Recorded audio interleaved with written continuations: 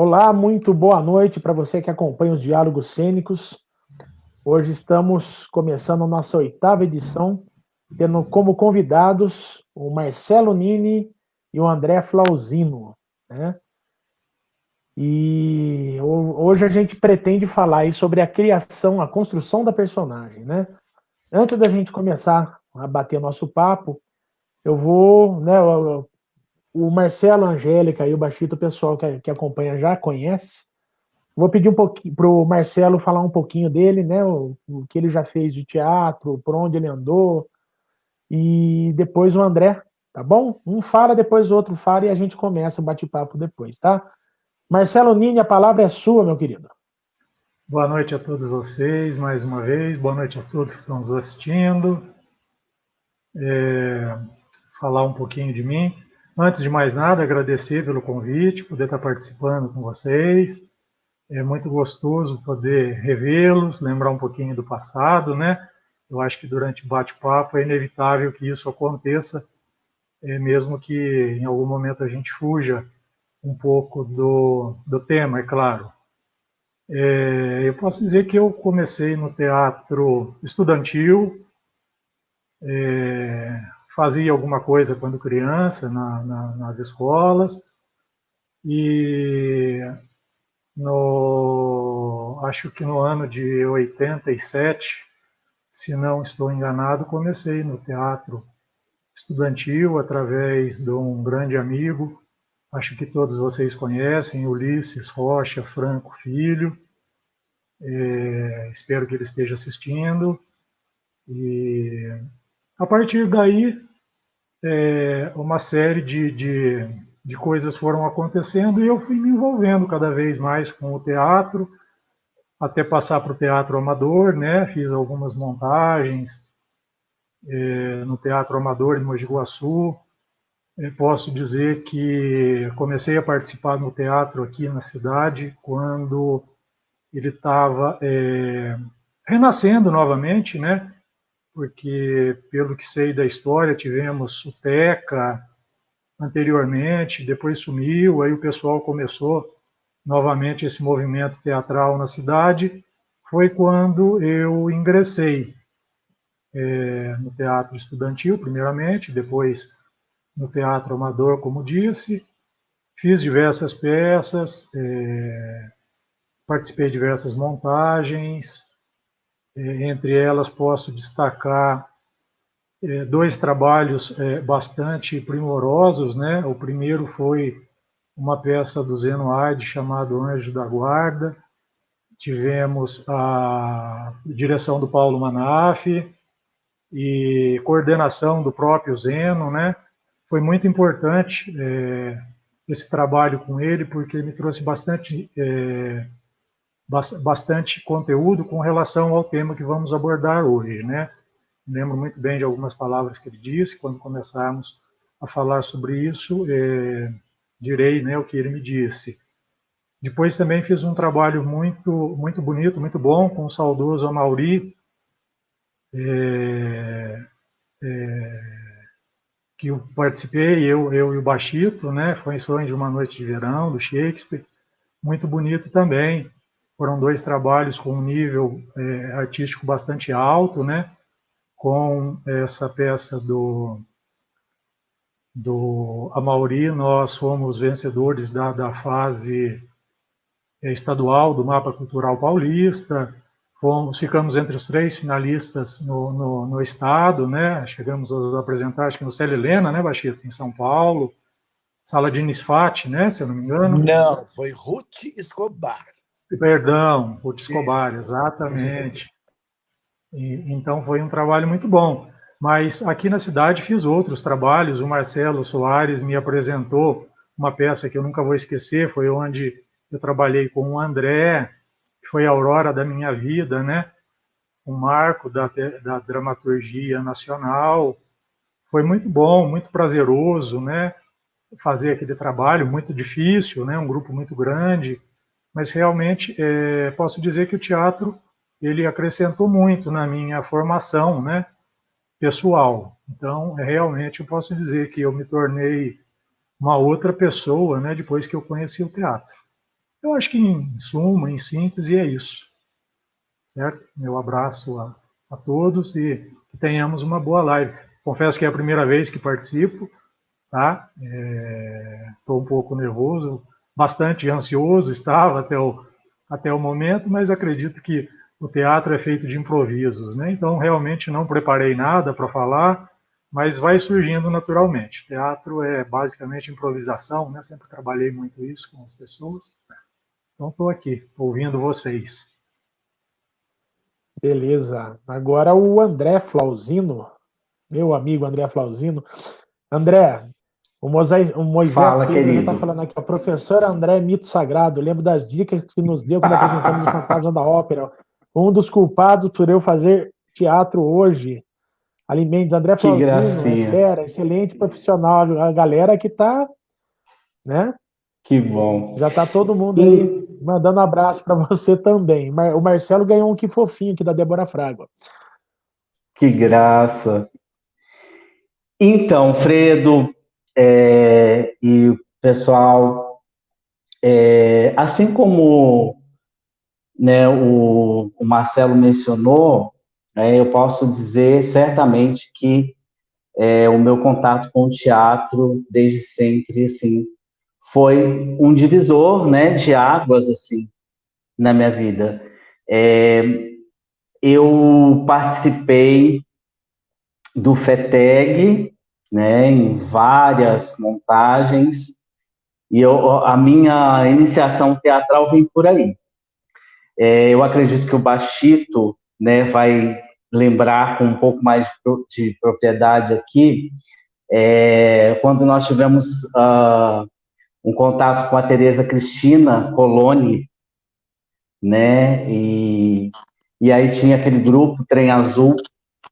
Eu Que era acho que um o meu grupo, primeiro contato. era um multigrupo, né?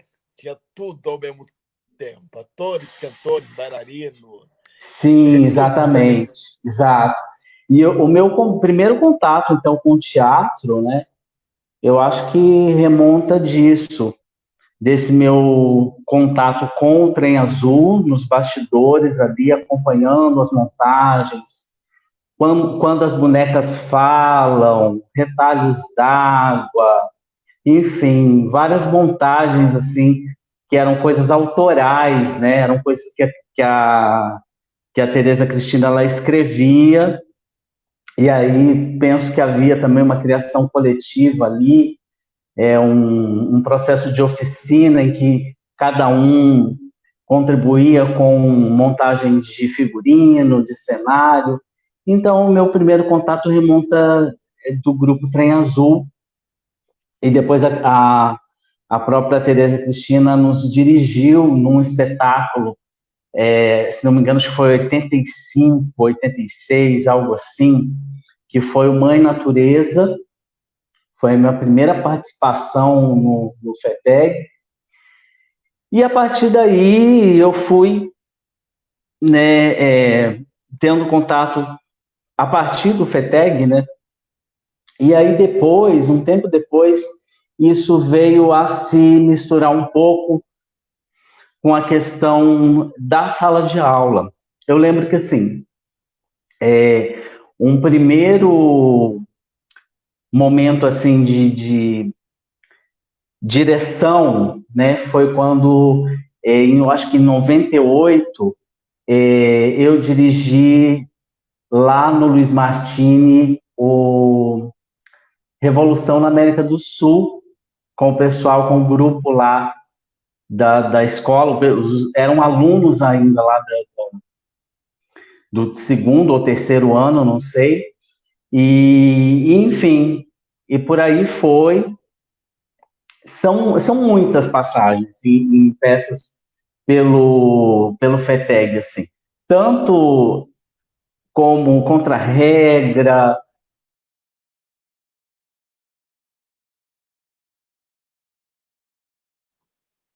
Acho que a internet do André deu uma Desse travadinha. momento de direção, né, de 98, e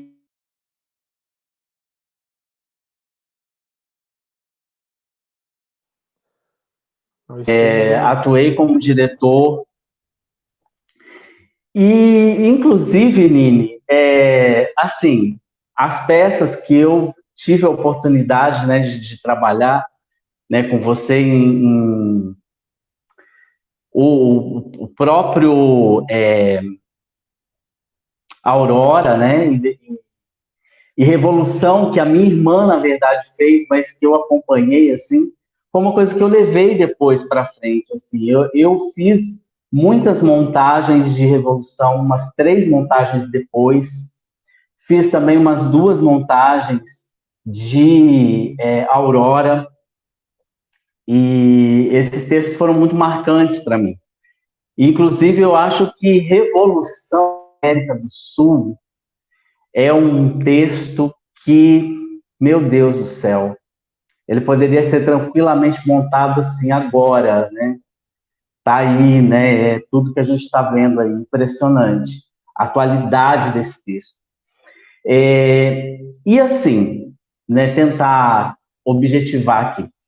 Aí teve um momento que eu fui fazer letras, né? Eu me formei como professor de português e acabou que eu coloquei um pouco dessa trajetória de teatro amador, estudantil, na sala. Comecei a pegar alguns elementos do teatro do oprimido, da Viola Spolin, e fui trabalhando jogos teatrais com os alunos, inclusive fiz uma especialização, né, cujo TCC foi de uma situação dessas de sala de aula, né, de trabalhar com teatro fórum, e aí posteriormente montei um grupo lá na escola, que a gente fez não só uma remontagem de Revolução, mas no outro ano a gente remontou também, a gente remontou não, a gente na verdade fez uma criação coletiva. Os meninos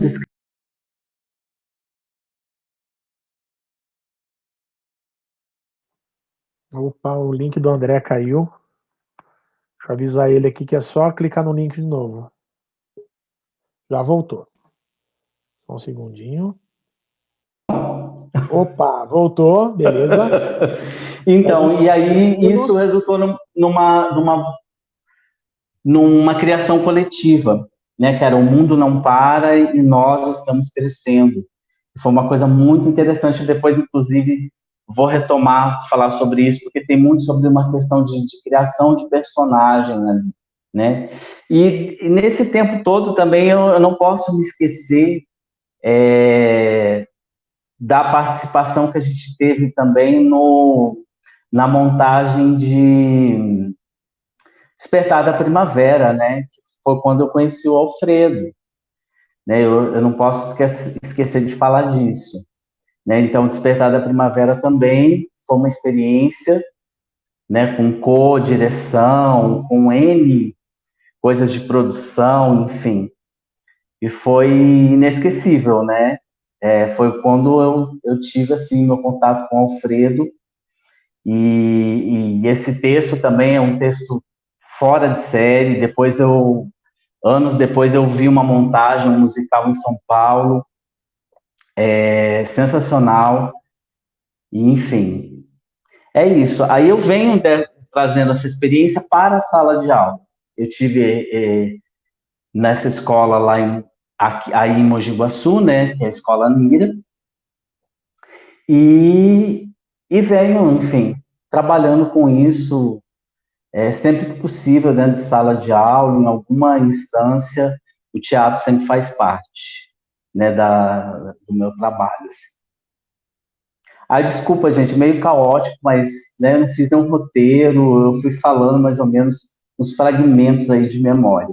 Mas, sem dúvida alguma, o teatro é um divisor de águas na vida de qualquer pessoa. Né? Eu acho Com que certeza. todo mundo tem que ter um contato, se não fazer diretamente, mas assistir, né? Enfim, teatro é fundamental na vida de todo mundo. E agora você está em BH, né, André? E agora eu estou em BH, exatamente. Em 2016, 2016, eu me mudei para Brumadinho. Eu passei num concurso para professor, vim para cá, e aí atuei em 2 anos lá, em 2 escolas públicas, e depois eu pedi a minha transferência para Belo Horizonte. E eu estou atuando numa escola, estou lecionando numa escola aqui bastante tradicional, que é o Instituto de Educação de Minas Gerais. E esse ano, que já é o meu ano 3 nessa escola, que eu comecei em 2018, eu estava assim, muito inclinado a fazer mais uma montagem de Revolução na América do Sul.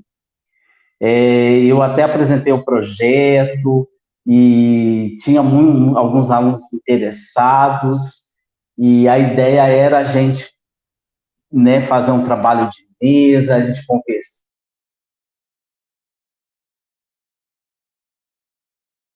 toda essa questão, né, política que a peça traz, e fazer uma montagem. A escola conta com um auditório muito bacana, que a gente, enfim, pretendia apresentar no final do ano, mas aí veio toda essa situação, né? Aí veio a questão aí do isolamento social, e nós tivemos, então, que deixar isso aí em stand-by.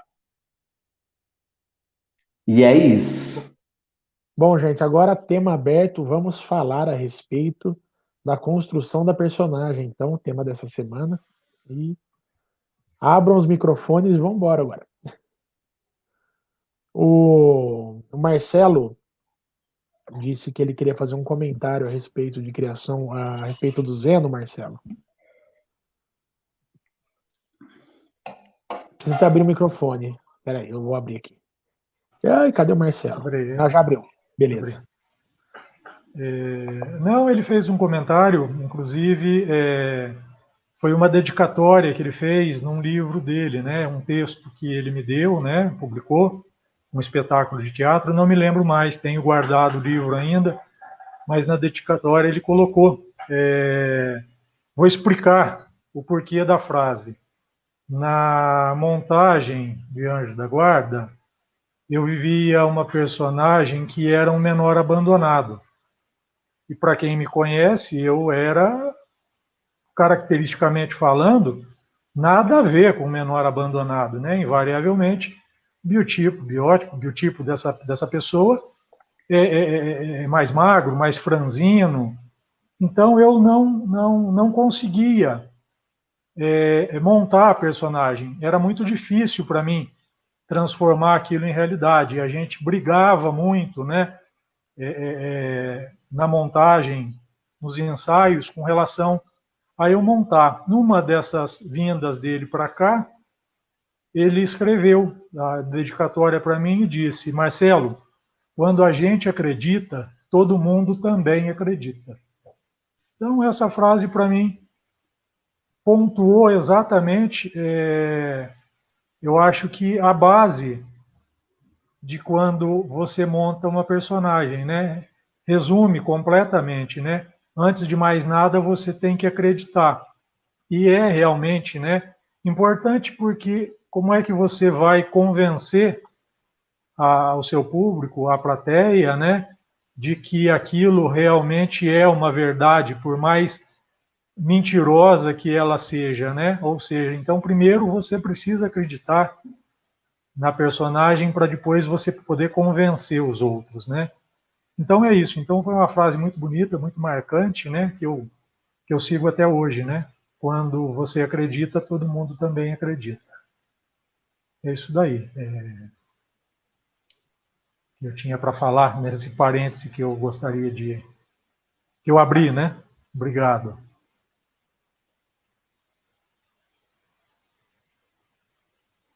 Quem vai? E aí, gente? Primeiro eu quero falar boa noite para todo mundo, né, gente? Boa noite para vocês tudo aí. É mesmo, eu deixei o Marcelo, a Angélica e o Baixito mudos hoje, né? Saquei todo mundo. Quase meia hora. Na verdade, é mais gostoso a gente ter esse saudosismo, principalmente assim. Eu fiz par romântico com o Marcelo Nini, né? Acredite se já fui quiserem. esposo. Eu já fui esposo do Marcelo. E o Marcelo foi minha esposa, né? Do sonho de uma noite de verão. Isso. Na visão do Shakespeare. E era muito gostoso. Então, vamos assim, puxar um pouquinho para lá. Eu vou dar uma cutucada no Nini. E bastante saudade do Amaury, porque o Amaury, na verdade, ele conduzia de uma forma e ele deixava a gente muito à vontade, né, Marcelo, naquela época. Sim, muito demais. Ele não era como o Zeno, por exemplo. Cheguei a trabalhar com o Zeno também, que era mais ali de tirar sangue da pedra e tal. Sim, a diferença era grande. E são tipos de direções diferentes, né? Pegando esses dois pontos, Zeno e Amaury, fiz com vários outros diretores também, inclusive de televisão. Mas voltando lá no sonho, quando eu fui esposo do Nini, eu olhava para o Nini e eu perguntava, meu Deus, como que eu vou ser marido? Porque o Nini não é... Eu não sei se você está magro pelo meu visor ou você está magro. Estou magro. Ele está magro. Ele não era magro, viu? Não, ele nada, assim, nem um pouco. Nem um pouco. E a gente, no processo nosso de criação, foi um processo muito pessoal de cada um. Claro, tinha um processo de leitura, a gente sabia por onde os personagens iam, tudo. Então, assim, quando a gente começou a criar, uma das cenas que eu lembro, que eu estava com o Marcelo, a gente começou a brincar. Você lembra disso, Marcelo? A gente brincava. Nós tínhamos um texto, mas a gente assim, respeitava a marcação, mas falava, a gente é da parte de comédia, do espetáculo, e a gente tem que fazer esse pessoal rir. E o Marcelo era muito grande, e eu era muito pequeno. Eu acho que eu pesava, na época, 47, 48 quilos. E hoje eu tenho 61. E na época o Marcelo pesava uns 70, 80. Era isso mesmo, Marcelo? Não, eu pesava mais de 100. Você está sendo generoso. Justo, eu estou sendo generoso, porque numa das Demais. cenas o Marcelo morria em cima dessa pessoa. Em cima de... Me lembra disso? E conforme ele caía, ele caía com tudo. Porque na época a gente brincava demais. Essa construção da personagem brincando, porque a gente tinha um tempo de fazer isso, de experimentar essa brincadeira. E através dessa brincadeira a gente enxugar o que era realmente legal para se levar para a cena e que não era, a gente tirava. Então, nós tínhamos uma cena que o Marcelo morria aqui e eu fazia assim com as minhas pernas. Então, virava uma coisa meio de mocó. Lembra disso? Ele morria, caía, subia, a gente quadriculava com a plateia. Sim, meio pastelão, sem dúvida. Meio pastelão. Totalmente.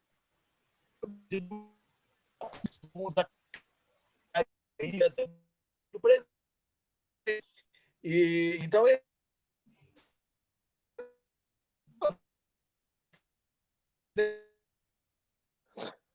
vamos esperar a internet de Limeira voltar direitinho. Deu uma... às vezes dá um lag. Deu um lag, deu uma travada. Eu acho que é aquele cantinho ali que tá dando problema. A hora que o André tava no cantinho ali também tava dando um probleminha, né? Vamos ver se o Baixito estabiliza.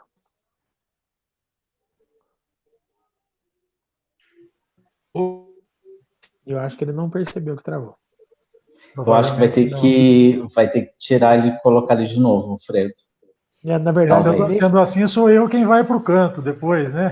Isso. O Baixito, fala o finalzinho da sua fala que a gente perdeu aqui, que deu um lag. Oi. Eu vou ter que Não, reiniciar. tá ouvindo. Tá me ouvindo? Peraí. Estamos te ouvindo.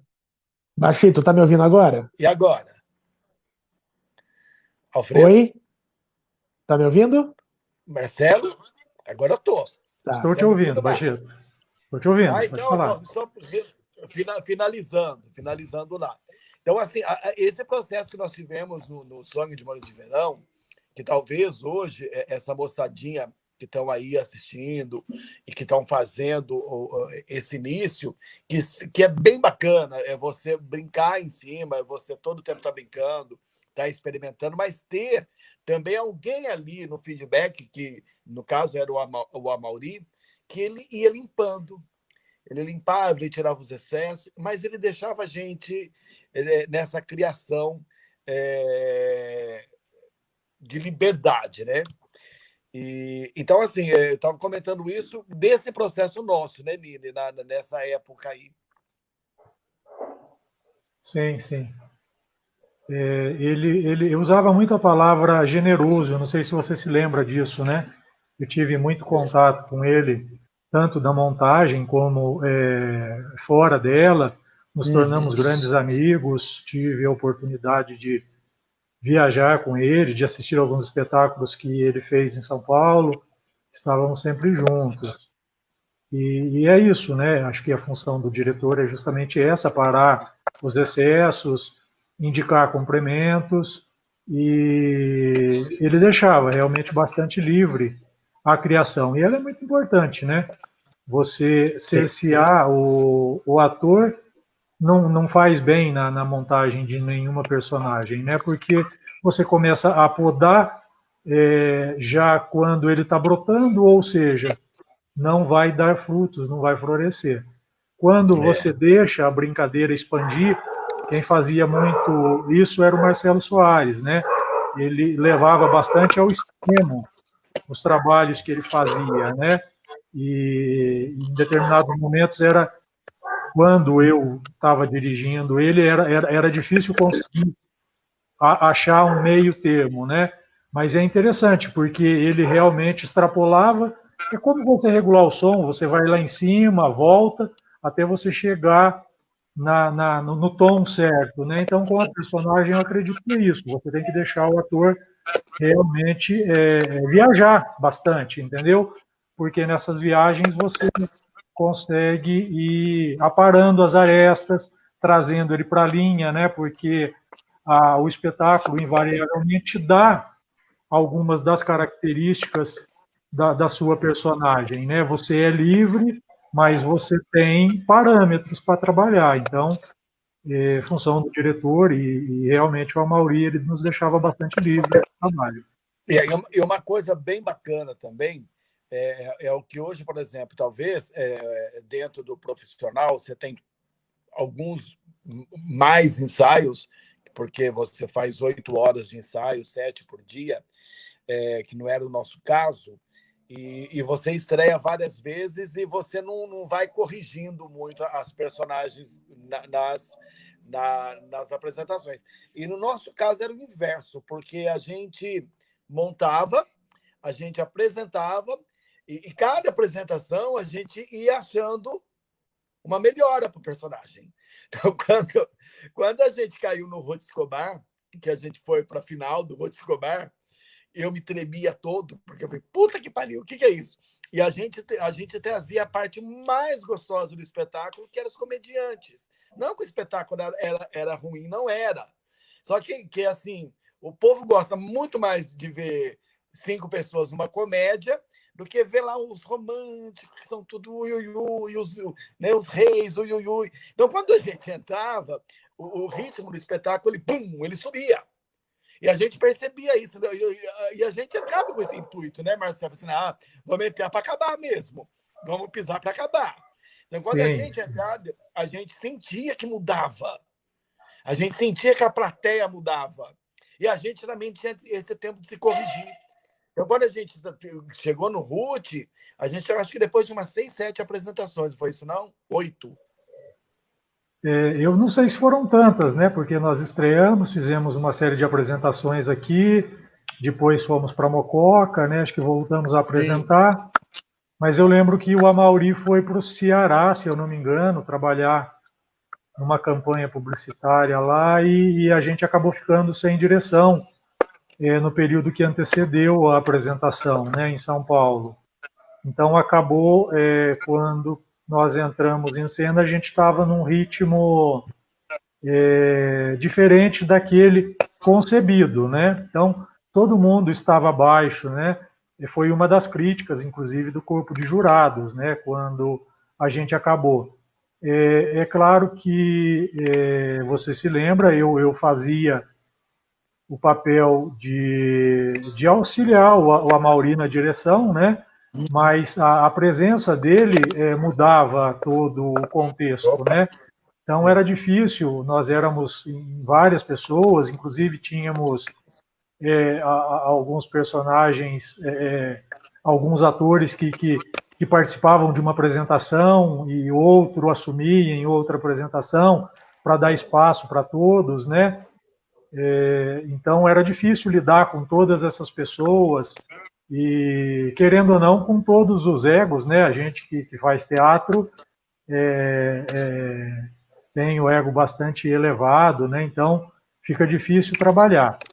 Mas realmente foi uma dificuldade que todo mundo encontrou, foi a falta de ritmo, né? Falta de ensaio, a gente aprende bastante durante as apresentações, como o Bachito frisou, a gente não consegue ensaiar 8 horas por dia durante a semana toda, quando muito a gente ensaia 4, 8 horas na semana, que são só os sábados e os domingos, aí existe um hiato muito grande, né, entre um final de semana e outro, então tudo isso compromete, e a pessoa acaba se distanciando da personagem, né, acaba indo para o ensaio, deixando ela em casa, e aí não ensaia conforme deveria, não leva a sério, depois chega na apresentação, cadê a personagem? Ela não existe mais. Está ali o Marcelo Nini fingindo que interpreta a Tisbe, né? Então fica difícil, fica realmente difícil. Então você tem que realmente montar a personagem, cuidar das características físicas dela, né? Você tem que imaginar quais são, então você tem que remontar, criar um passado para ela, sabe? Existe todo um processo, né, de montagem da personagem, e aí tem a parte mental da personagem, né? A criação das emoções da personagem, os contrapontos, todo esse aspecto, e você tem que carregar com você, né? Você é a mala da personagem, né? Você quem carrega a bagagem dela quando vai se apresentar. Então, isso é muito importante para quem está começando trabalhar esse aspecto, pelo menos na minha humilde opinião, né? Tá certo, é isso mesmo. A Angélica parece que ia falar alguma coisa.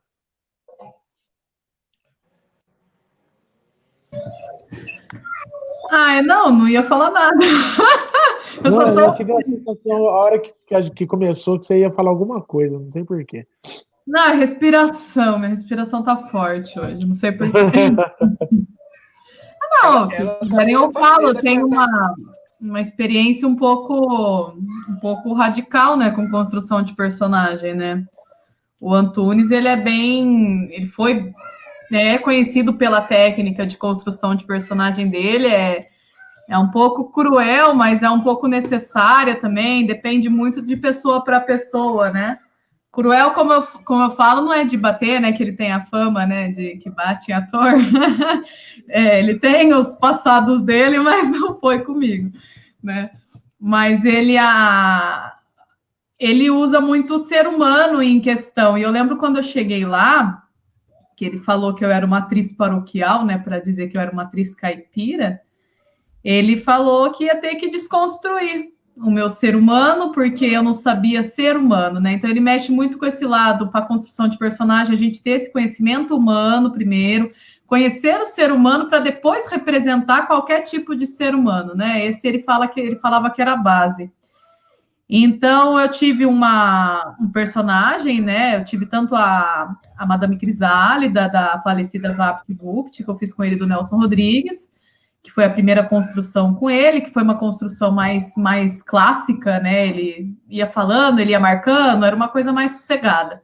Não tinha tanto tempo para criar esse personagem, então ele foi mais pro classicão. O Policarpo Quaresma, a gente ensaiou 2 anos, mais ou menos, para a estreia. A Adelaide, que eu fazia, mas eu falo que a Adelaide era mais sossegada do que os outros personagens, que eram os personagens de coro, que tinha mais um lado mais psicológico, né? A mais difícil para mim foi a louca do hospício, fazer todo o psicológico.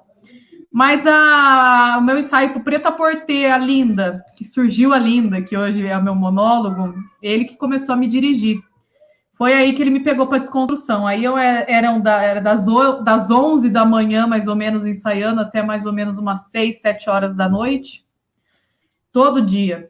Sábado era filosofia, era encontros, reuniões com eles também, mas normalmente era aula de voz, era reconstrução. Ele me desconstruiu, assim, totalmente. Me deixou no fundo do poço, como Angélica.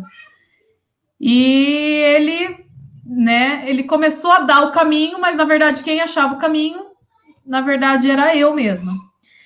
Então ele tem uns exercícios, né, práticos, né, umas conversas, né, para estimular essa construção do personagem. Porque era um personagem muito humano mesmo. A Linda é um personagem muito humano, por mais estereotipada que ela seja. E eu tentei pegar tudo que eu aprendi nele, né, no Antunes, e o que eu passo para os meus alunos quando eu vou falar de construção de personagem? O Antunes, ele me abriu o caminho, né? Enquanto você vai para uma faculdade, eu fiz o conservatório, ele dá técnicas, né, métodos, né, vários tipos de métodos de construção de personagem, você aprende, e tem gente que fala, não, eu sou só Stanislavski, eu só vou seguir Stanislavski como construção de personagem, ou eu só vou seguir Tadeusz Kantor, ou vou, né, seguir Grotowski, e por aí vai. E eu já não gostava de fechar. Eu, Angélica, nunca gostei de fechar. O próprio Antunes só dava ele como caminho, né? Ele te jogava no fundo do poço e falava, bem, eu sou o único caminho na sua construção. E eu falei para ele, antes de sair lá, eu falei, então, você me deu um caminho, mas você me deu um caminho que não era você. E foi muito importante isso para ele, esse papo nosso. E aí, o que eu passo para os meus alunos? Eu tento apresentar o máximo de métodos possíveis, né? Mas métodos conscientes, né? Porque não adianta você ler Stanislavski e achar que é só aquilo, é tão profundo, né? Daí eu passo um pouco do Brecht, do épico, aí gosto de passar o Tadeusz Kantor, aí passo um pouco de Klaus Viana, que é dança, e vou passando vários tipos de métodos. O aluno vai ter o quê? Ele vai ter vários métodos, ele vai criar o método dele. Um pouquinho daqui, um pouquinho dali. Ele é livre para criar o método dele, para como ele quer construir o personagem. Aí já chegou, que é o que eu estou passando para a turma do Senac agora, que eles falam, nossa, professora, não sei montar, não sei Stanislavski, não sei, estou precisando, em 1 mês, construir um personagem. Aí eu passo isso aqui, ó. Os arquétipos do Jung. Que os arquétipos do Jung, ele dá mais ou menos personagens pré-montados para você ter uma ação inicial, uma proposta inicial de personagem. As novelas hoje são montadas em cima de alguns arquétipos, né? Tipo, bandido, você é o bandido, então você vai lá e busca o arquétipo do bandido como principal e vai pesquisando e criando em cima desse arquétipo. Então eu falo que é um caminho, é uma saída, é um guia para montar um personagem rápido, os 12 arquétipos do Jung. E é isso, a construção de personagem, eu acho que ela é muito pessoal. Ela é baseada totalmente em referências, eu sempre falo, referências artísticas de filme, referências artísticas de música, até coisas que vocês não gostam na construção de personagem, inconscientemente, se você tá ali cheio de referências, ela aparece corporalmente, vocalmente, mentalmente, internamente, quando você vai construir. E a importância também da referência que fala, mas eu não tenho tempo para ver filme, eu não tenho tempo para ler livro, eu não tenho tempo de nada. Vai para a rua, senta numa praça e começa a analisar as pessoas, começa a ver o andar dessas pessoas, começa a ver a pessoa, ela tem um pouco ela gagueja um pouco, né? Eu anotava tudo lá em São Paulo, eu gostava de pegar um caderninho, anotar cada andar, cada passo. Essa pessoa manca, essa pessoa morena, essa pessoa, né? A Linda surgiu disso. A história da Linda surgiu quando eu estava na feira, observando as pessoas. Uma senhora, né? Uma senhora mais ou menos de uns 50 anos, é que ela estava acabada, eu falo, de vida mesmo. Ela só tinha uns 50 anos. Ela começou a pegar alface e lavar na água da chuva. Falei, olha, gostei dela. Aí eu fui atrás dela. Fui atrás dela e surgiu a Linda, que tenho 10 anos de Só Não Levante Meu Tapete, que é esse espetáculo. E é um personagem que eu falo que eu ainda estou em construção. Ela ainda aparece na minha vida, no dia a dia. Eu vou pegando, falo, olha ali que linda, né? Essa parte é a Linda falando. Eu vou lá e pego. Vou lá, acrescento no texto. Eu acho que é tão lindo o ator, é tão bonito o ator poder criar um personagem. Por mais que exista, né, uma Julieta, né? Vou fazer uma Julieta. Ou eu vou para o estereótipo da Julieta, ou eu vou fazer a minha Julieta. Eu tenho essa liberdade. Se eu não tiver um diretor que vai falar, esse é o caminho. Ah, não, mas eu tenho liberdade de criar? Tenho. Desde que você não esteja trabalhando para alguém que já tem o seu personagem construído. Acho que é isso. Falei demais.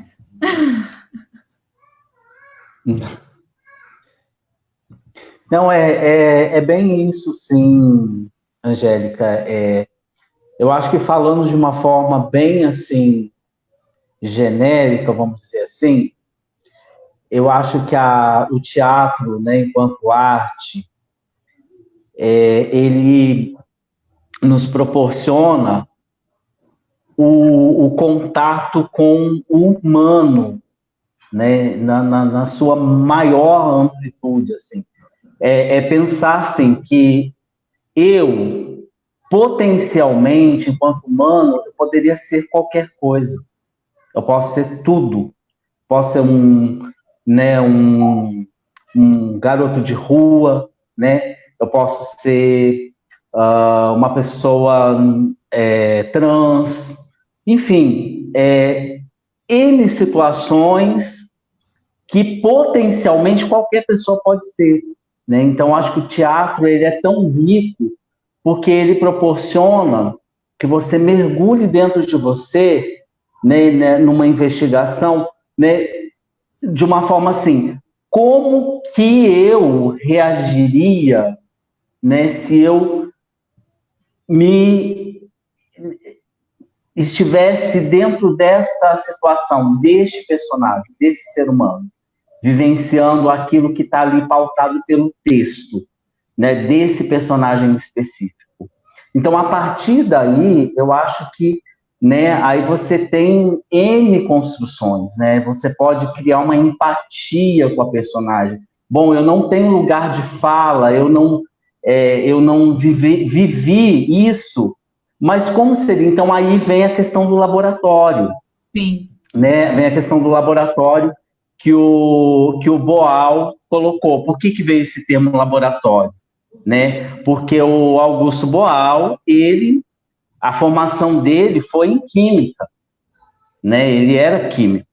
E aí ele falou, então, vamos pensar, né, nas personagens como se fosse um laboratório. Então, o laboratório é isso, é você investigar, né, o universo daquela personagem que o texto propõe, qual é o caminho percorrido por pessoas que passam por isso, né, num caso mais, né, de uma construção mais elaborada. Então, você vai a fundo mesmo, você vai entrevistar pessoas que passaram por isso, né, você vai buscar a fundo para que você, de uma forma empática, né, você vai criar uma empatia com aquela situação e você vai, a partir daí, se colocar um pouco no lugar dessa personagem, né, desse ser humano que vivenciou isso. E aí você vai buscar dentro de você, né, as emoções, os trejeitos, tudo que, né, essa pessoa, esse personagem poderia, então, potencialmente desenvolver. Né? Então, acho que em relação à construção de personagem, isso é uma coisa assim que a gente poderia pensar como um princípio. Eu vou falar rapidamente, bem rapidamente mesmo, de uma passagem pessoal.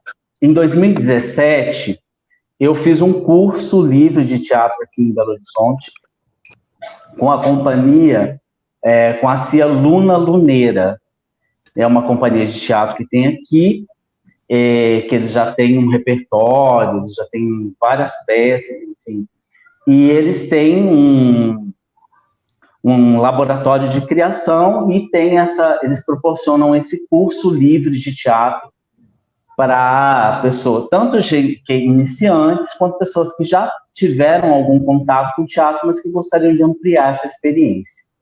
Então, em 2017, eu fui fazer esse curso, e aí a proposta, né, sempre esse curso, ele visa uma pequena montagem, né, para fazer ali uma apresentação dentro do próprio núcleo do grupo, né, e a proposta, quando eu fui fazer, era de criar personagens baseados em pessoas icônicas aqui de Belo Horizonte, em pessoas que figuram nos jornais, em figuras conhecidas, né? E então, a partir disso, nós iríamos criar então personagens, e esses personagens transitando dentro de um bairro chamado bairro Lagoinha, que é um bairro bem tradicional aqui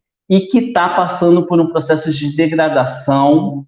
É um bairro que tem construções históricas e tal, e que está passando por um processo assim de esquecimento, de apagamento.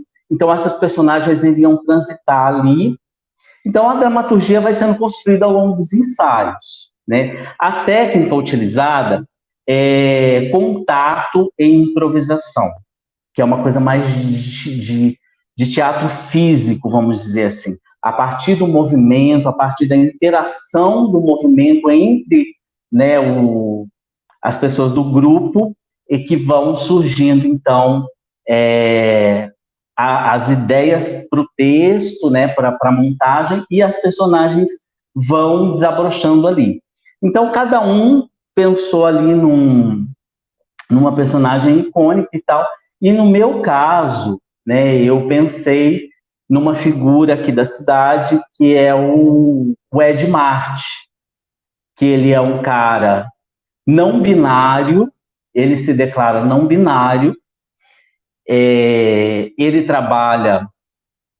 já foi candidato a vereador, ele trabalha com várias questões sociais aqui, ele é super engajado, né, dentro da comunidade LGBTQIA+, aqui de BH, e ele, enfim, é uma figura que ele é de barba, né, ele tem uma barba imensa, e ele se declara não binário, né, então, aí dentro desse processo, né, dos ensaios, do contato, né, das improvisações que a gente foi fazendo, das interações entre cada uma das personagens criadas, né, foi surgindo a dramaturgia e foi surgindo esse cara, né, não binário, né, que, enfim, acabou tendo uma atuação meio como ativista dentro ali do texto, enfim.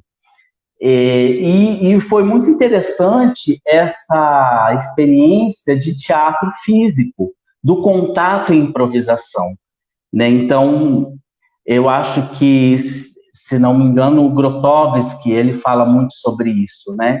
Sobre essa coisa de como, né, até o cansaço físico, de como a interação ela vai produzir ali alguns insights que vão, né, ser canalizados ali para o personagem. Então, essa minha experiência com contato e improvisação foi muito bacana, porque a partir desses movimentos que a gente ia criando a cada ensaio, da interação com as personagens, né, essa pessoa não binária, né, que não é o meu caso, né, mas eu fui tentando entrar aí em contato com esse universo. E aí isso resultou depois numa montagem de rua. A gente, nas ruas desse bairro Lagoinha, foi feito, enfim, o resultado aí, a dramaturgia que a gente criou ao longo desses meses do curso, né? E aí as personagens interagiam na rua, a gente caminhava, a gente descia uma rua, né? E depois íamos para uma praça, enfim. Aí tinha todo um roteiro construído em cima disso.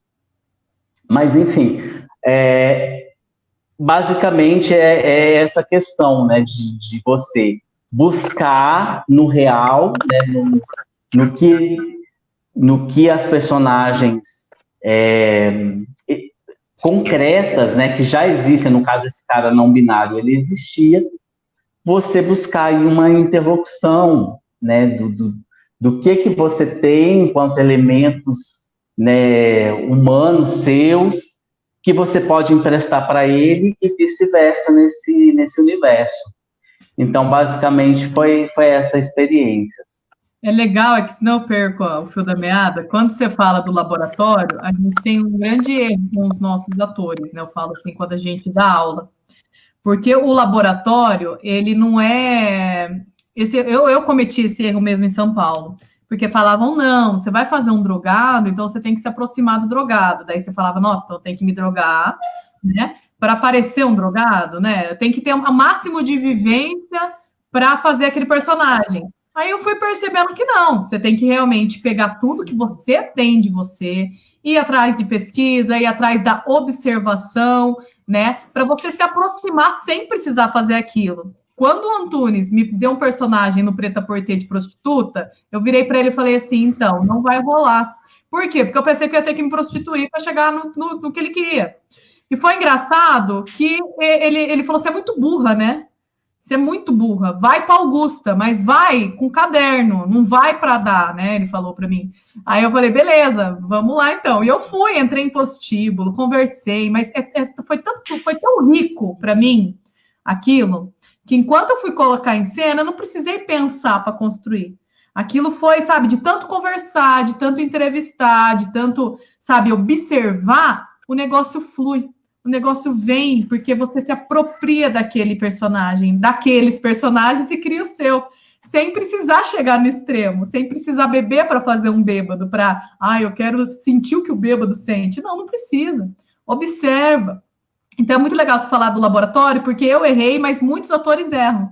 Eles acham que tem que chegar no extremo para chegar no... Eles acham que vai chegar no perfeito. Não vai chegar no perfeito nunca. Você nunca vai imitar alguém, porque você não é alguém. Mas você vai criar o seu alguém em cima do outro alguém, que é o mágico, né? Do teatro, da construção do personagem.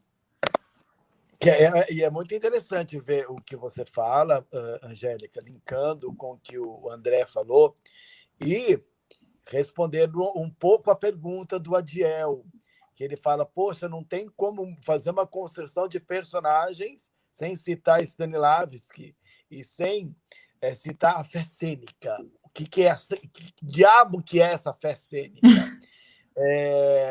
Na verdade, nós, atores, acreditamos tão cegamente naquela personagem, naquela ficção, que a gente, através do gesto, da pesquisa, do andar, do emocional, de tudo, a gente convence a plateia que aquilo é verdade. Então, não sei se eu soube explicar uma fé cênica tão rápida. E esse negócio que você falou de trabalho de pesquisa, em Campinas, a gente tinha um trabalho de pesquisa muito grande com o Mastur, que até quero trazer o Marquinhos como um convidado para a live, que é da época do Bournier, que é da época de vários caras aí da Unicamp, que trouxe o primeiro curso de artes cênicas para a Unicamp. E ele nos levava a cemitério para ensaiar às 2h. Ele fazia, por exemplo, quando a gente começou a ler Taxi Boys, do Crivellaro, que está aí fazendo Campinas, a gente tinha que ver como que aqueles meninos eles faziam para ser michês. Como era? Mas a gente não ia lá para se mexer, mas a gente ia quase perto, né? A hora que abria a porta do carro e falava, entra, que eu quero, não, a gente só está fazendo trabalho de pesquisa, parou por aí. E é muito grande. Tem gente não, e tem gente que vai no fundo mesmo, que vai lá, que entra no carro, que entra no quarto do motel e que ali ele não consegue sair. Eu não sei como que eles resolvem isso. Tem várias amigas minhas formadas aí que passaram perrengue. passando perrengue mesmo, assim, fazendo trabalho de pesquisa em manicômio. Tanto, por exemplo, que o Bicho de Sete Cabeças, 70% do elenco dele era da IAD, tirando Santoro e tal. Então, Luiz Miranda, tinha vários amigos ali. E eles faziam esse trabalho de pesquisa muito sério. Era muito sério. Então, ficar trancado no manicômio 4, 5 dias, como loucos mesmo, entendeu? Comendo como eles, bebendo como eles, cagando na fralda, e isso levado ao extremo. Claro, com respeito o que você falou, super. Acho que o caminho é por aí mesmo, é observar, é escrever, é anotar. Mas tem outros atores que eles vão além do além mesmo. Você, meu Deus do céu, né?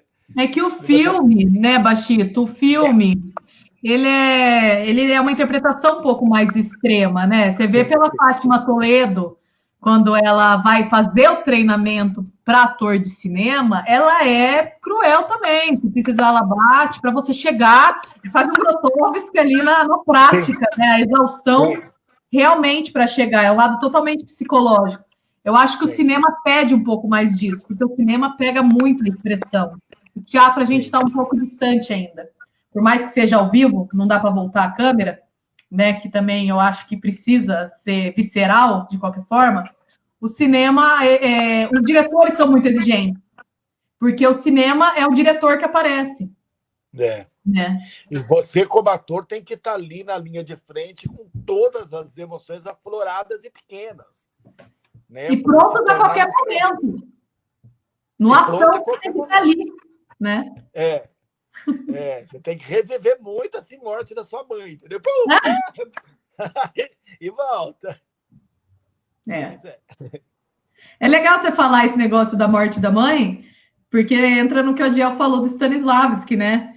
Que a gente sempre usa a memória emotiva para chorar, né? E comigo é engraçado que nunca funcionou. Eu ficava lá pensando, morte do meu pai, dia do meu pai, morte do meu pai, morte do meu pai. E não chegava nunca o choro, entendeu? Daí quando eu começava a pensar no personagem, aí vinha o choro mais fácil. Mas é legal que cada um funciona de um jeito, né? O mais engraçado é que eu também fiquei muitos anos da minha vida, e eu já falei em outras lives, que eu nunca fui ator dramático, eu sempre fui comediante. E eu tive que reaprender a fazer drama, fui aprender a fazer drama na universidade. Mas a busca de você ir lá no dia que a sua mãe morreu, vendo ela no caixão, não é para você fazer isso, é para você ter a mesma sensação de choro, sabe, do seu abdômen contrair, a sua emoção franzir, o seu corpo reagir àquele tipo. Eu fui entender isso muitos anos depois. Eu falei, meu Deus, não precisa ter minha mãe morta. Não, e a gente vai para o caminho mais fácil, porque a gente tem que atingir aquele corpo que a gente estava no dia, né? A gente tem que atingir através da memória. E a gente faz isso na cena. Em vez de a gente parar na coxinha para já entrar com o corpo daquele jeito, não, a gente fica ali na cena, querendo chorar, querendo chorar, querendo chorar. Chora nada. Não chora. Eu não, pelo menos. Vocês estão falando de cinema. Eu posso citar alguns atores que quebraram o diretor, porque eles conseguiram dominar o personagem estudando, como você falou. Então, o Daniel Day-Lewis, todos os filmes dele, O Meu Pé Esquerdo, tudo que ele fez até hoje, ele estudou profundamente o personagem e depois ele construiu um personagem que ele não consegue tirar mais. Termina o filme e tudo, e depois ele sofre muito para sair. Acho que o Alfredo pode concordar com isso. O Joaquim Fênix, não foi só o Coringa, todos os personagens dele, ele se doma, né? Ele se toma no personagem. E o Dustin Hoffman, quando fez Rayman, todos os atores de Hollywood que ganham Oscar, que eu, sinceramente, eu não gosto de Oscar, quando eu era mais novo assistia, mas hoje nem perco mais meu tempo. Mas todo mundo que ganha Oscar é merecedor e eles estudam muito o que eles vão fazer. Já no teatro, a gente, principalmente o amador, a gente não tem tanto tempo para ir atrás de criar o personagem. Então, acho que fica muito interessante você pegar o texto e tentar entender o que o autor está tentando falar. Né? Porque todas as peças que eu peguei até hoje, o autor descreve o personagem. Então, meio que deixa, né, acho que vocês até pegaram mais que eu, mas o autor deixa mais ou menos o estereótipo do personagem. Você falou do Romeu e Julieta, Angélica, eu não consigo imaginar um outro Romeu e Julieta. Tem que ser muito ousado para você chegar e falar, pô, eu vou mudar o Romeu e Julieta, fazer uma comédia, vou fazer alguma coisa, e você sair do estereótipo do que foi criado pelo Shakespeare. Então, eu acho que quando você vai construir um personagem, primeiro você tem que ler o seu texto e entender. O Marcelo Nini citou que era difícil de me dirigir.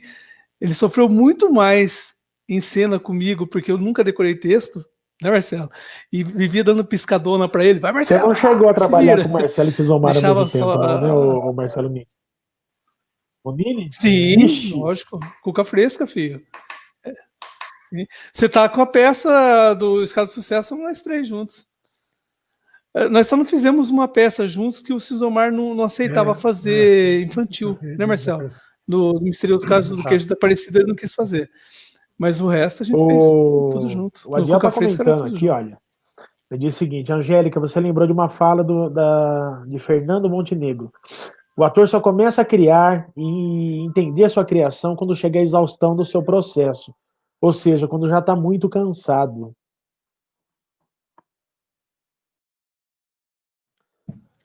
Eu falo que o personagem está sempre em construção, né? Por mais que você começa a entender quando você já está dominando ele, né? Ou seja, quando você já você não tem para onde ir, daí quando você vai apresentando, você começa a abrir caminhos que você tem para onde ir.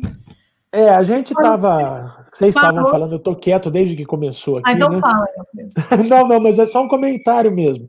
Que o Marcelo, o Nini, estava falando daquela época que ensaiavam só de sábado, né? E era um processo que tinha esse ato. Você trabalha 4 horas, depois você tem o hiato da semana toda para retomar com mais 4 horas no fim de semana. E eu observo uma coisa: o esquema de trabalho que eu tenho desde 2001 no meu grupo, né? Tá aí a galera do meu grupo que não me deixa mentir. É um esquema que, para mim, começou a dar certo lá, justamente por isso. A gente trabalha com esse ato e depois, quando tá faltando aí coisa de 10, 15 dias para a estreia do espetáculo, a gente cancela tudo. Em aula de inglês, aula de desenho, ginástica, escambau 4, e todo santo dia a gente ensaia pelo menos 3 horas. Porque aí é onde o processo do personagem ele vai chegar, eles vão ganhar ritmo de espetáculo e os personagens começam realmente a aparecer. Você tem a coisa se construindo muito devagar durante o ano e quando a gente começa a chegar na época da estreia do espetáculo, esse fator da gente estar trabalhando, né, vivenciando esse personagem todos os dias eles dentro desse processo, a coisa começa a acontecer ali com bastante força, né? Então, depois que eu fiz isso meio que sem querer em 2001, eu não abri mais mão de estar com o grupo todo, pelo menos uns 15 dias antes, para justamente ter essa exaustão, ter a cabeça mais voltada para o espetáculo, o personagem tá com o ator o tempo todo ali. Eu acho que isso é muito importante, né? Eu particularmente acho essencial, ainda mais para quem trabalha profissionalmente, o tempo de ensaio. Mandando um oi para minha sogra, dona Rose, que entrou lá de Barra Bonita. Oi, Rose. Oi, Rose, boa noite. Eu não sei se você viu, mas eu tive o prazer de assistir uma montagem do Gabriel Vilela de Romeu e Julieta. Aquela montagem que ele fazia em cima de uma veraneio maravilhosa. Então, assim, há jeito, sim, de fazer Romeu e Julieta totalmente diferente e personagens diferentes. Nós, por exemplo, eu babo Batito, atores. tem, mas ele tem que ser muito ousado, tem que ser muito bom ator. Porque você vai ser criticado. Você vai ser reparado, tanto que você não esqueceu. Né?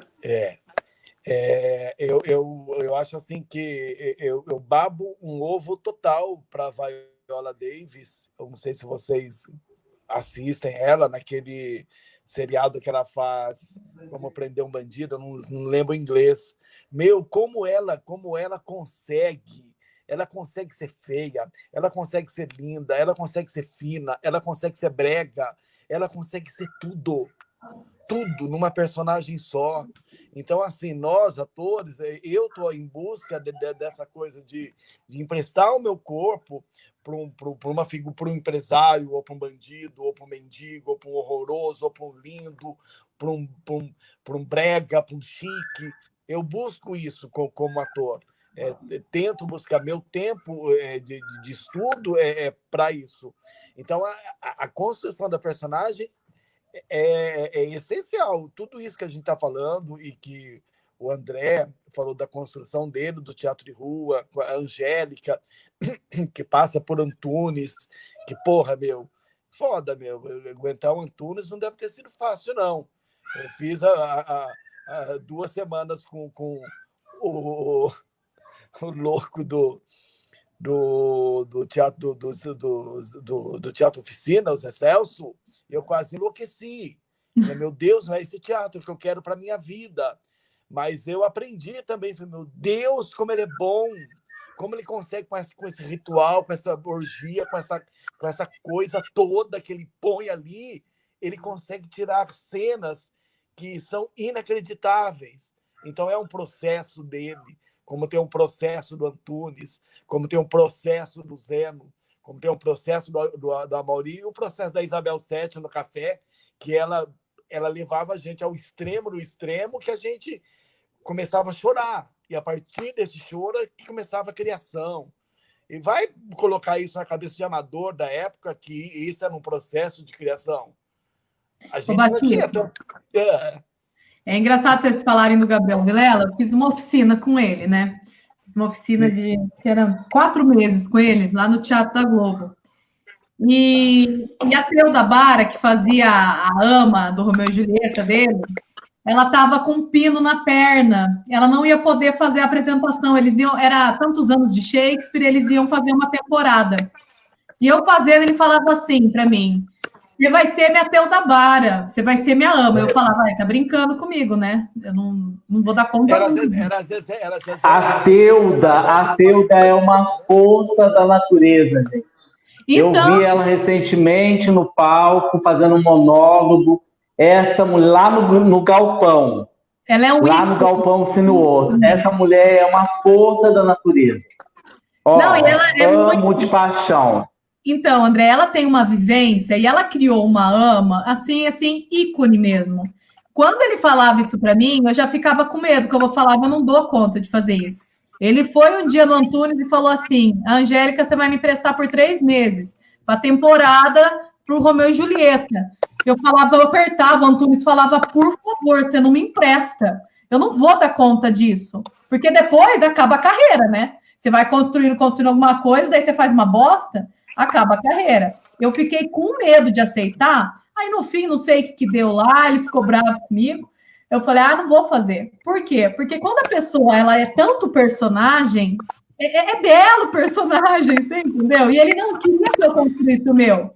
Ele queria que eu fizesse igual ela.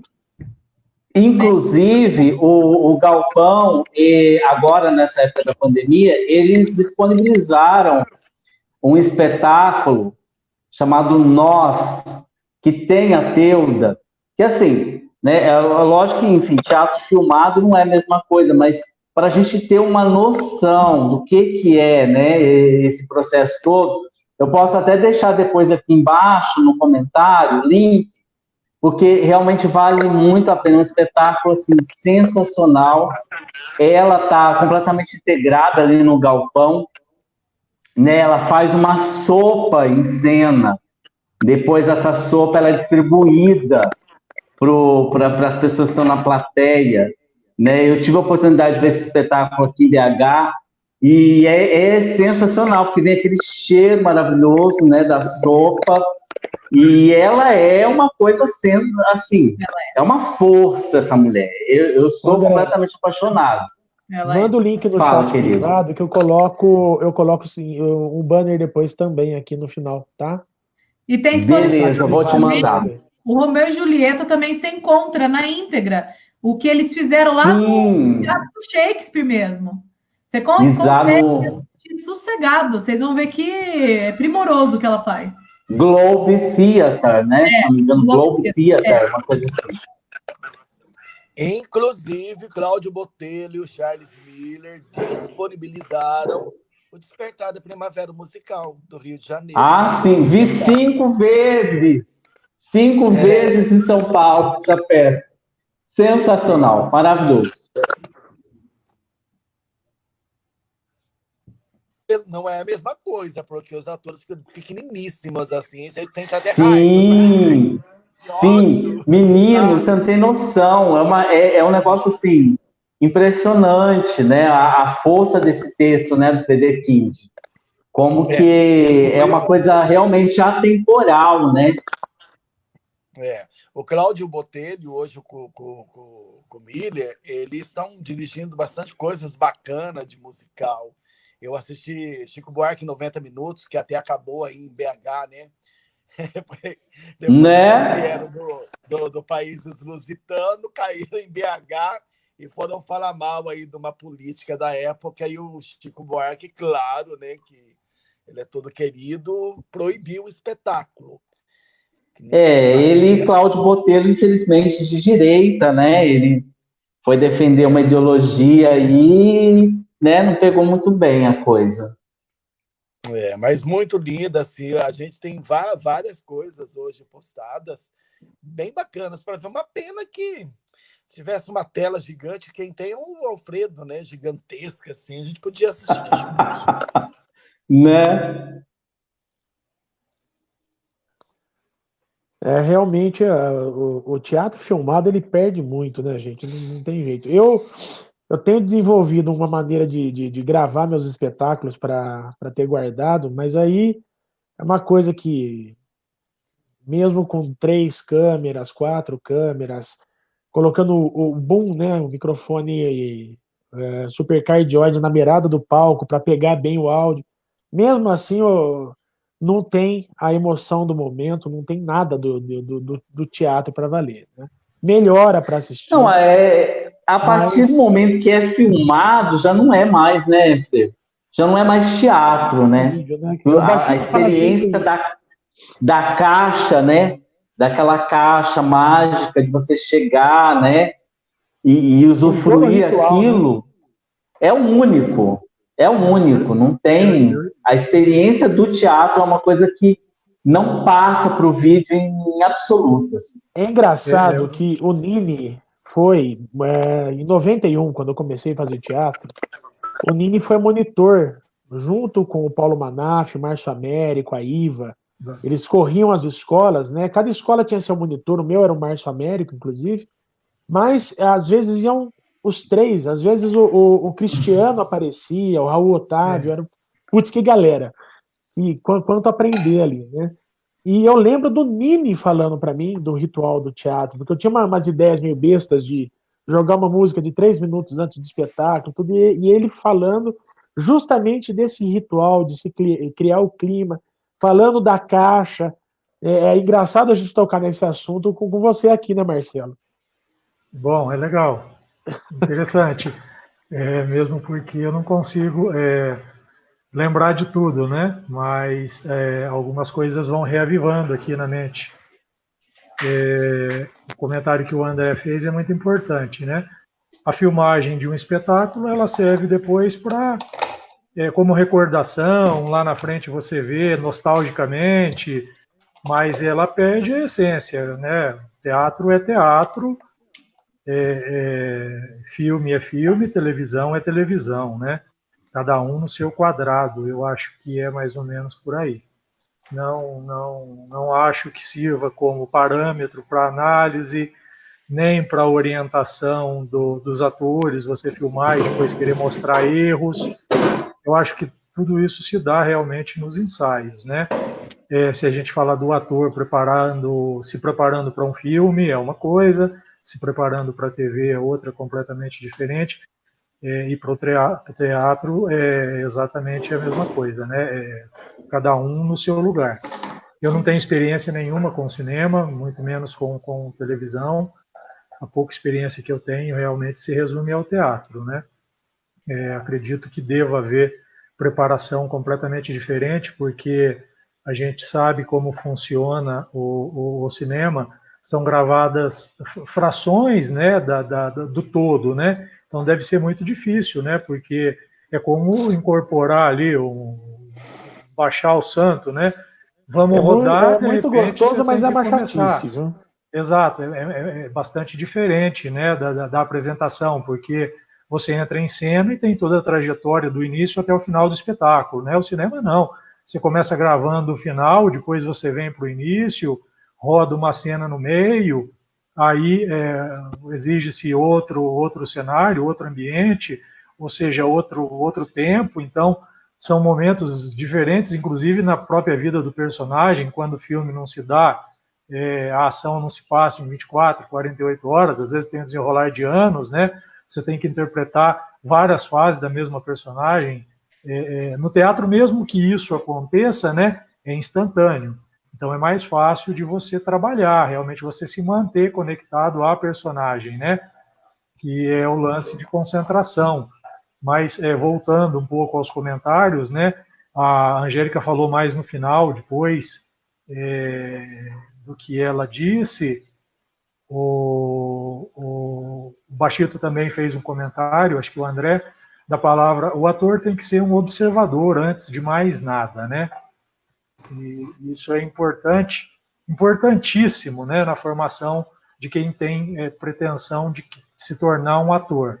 É você realmente observar, em todos os momentos da sua vida, você observar dentro da sua casa as outras pessoas que fazem parte da sua família, você observar na rua o coletor de lixo, o cara que lê a água, a luz, a pessoa que entrega as compras do mercado, na rua, na feira, na escola, os seus colegas de classe.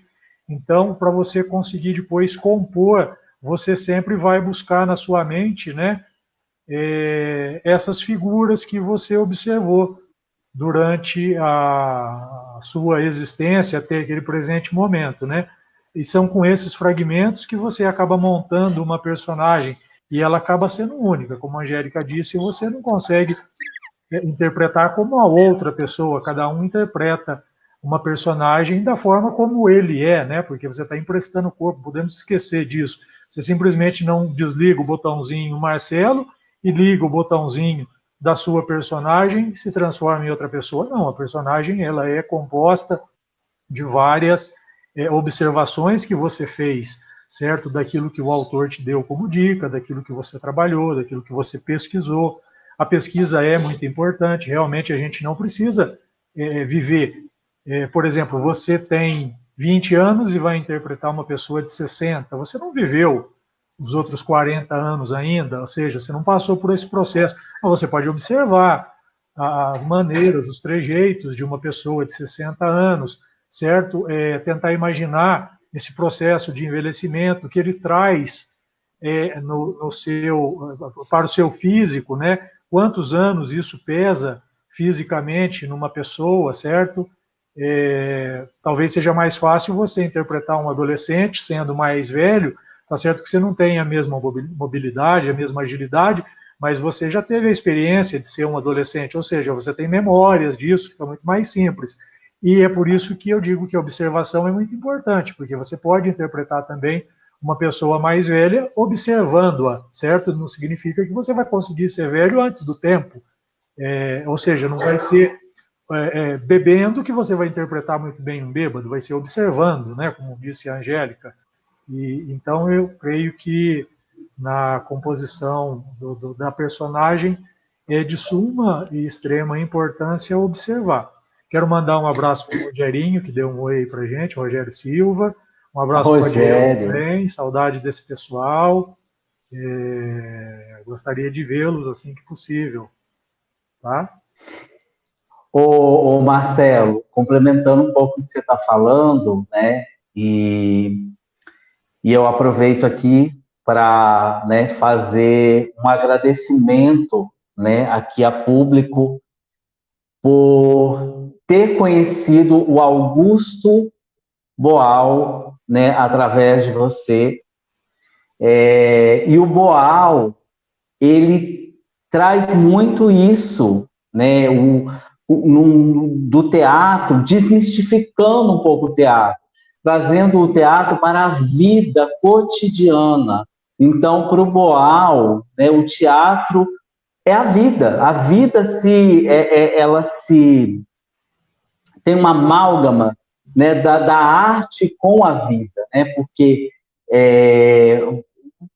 nós vivenciamos o teatro a todo momento, né? Estamos participando de um grande teatro na vida, né? Então essa questão da observação, de fato, ela é muito importante, né? E o Boal, ele coloca isso de uma forma magistral, né?